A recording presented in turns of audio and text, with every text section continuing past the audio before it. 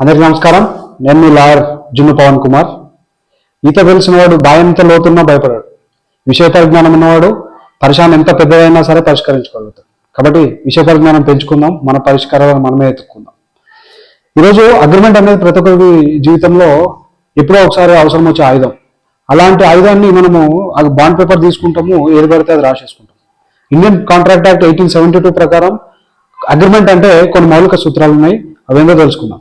మొదటగా అగ్రిమెంట్ అంటే దాంట్లో ఎవరైతే డీటెయిల్స్ రాసుకుంటామో అది యాజ్ పర్ ఐడి ప్రూఫ్ పూర్తి వివరాలు రాసుకునేటట్టు చూసుకోండి. దాని తర్వాత ఆ అగ్రిమెంట్ లో ఒక వ్యక్తి ఒక ఆఫర్ చేయడము, దాని అవతల వ్యక్తి యాక్సెప్ట్ చేయడం జరగాలి. దాని తర్వాత అది ఈ అగ్రిమెంట్ రాసుకునే వ్యక్తులు ఎవరైతే ఉంటారో వాళ్ళు 18 ఏళ్ళ లోపు ఉన్న వాళ్ళు, మెంటల్లీ రిటైర్డ్ పర్సన్స్ అంటే మానసిక వికలాంగులు, లేకపోతే చౌడు కానీ కంటి సమస్యలు ఉన్న వాళ్ళు, వీళ్ళెవరూ అగ్రిమెంట్లు చేసుకోవడానికి పనికిరారు. దాని తర్వాత ఈ లీగల్ కన్సిడరేషన్, లీగల్ ఆబ్జెక్ట్ అనేది ఉండాలి. అంటే ఈ అగ్రిమెంట్ ఏదైతే చేసుకుంటామో అది చట్టబద్ధంగా ఉండాలి. ఇల్లీగల్ యాక్టివిటీస్ కి చేసుకునే అగ్రిమెంట్లు పనికిరావు.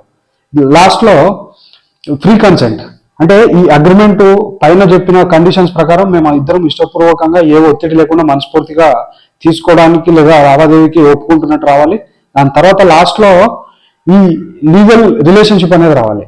అంటే ఈ లావాదేవీకి సంబంధించి పూర్తి కాని పక్షంలో నేను కోర్టుకు పోగలుగుతా, ఇది కోర్టులో ఛాలెంజ్ చేసే హక్కు నాకు ఉంది అని ఇరు పక్షాలకు వచ్చేటట్టు ఉండాలి. ఇది చూసుకోండి. Thank you.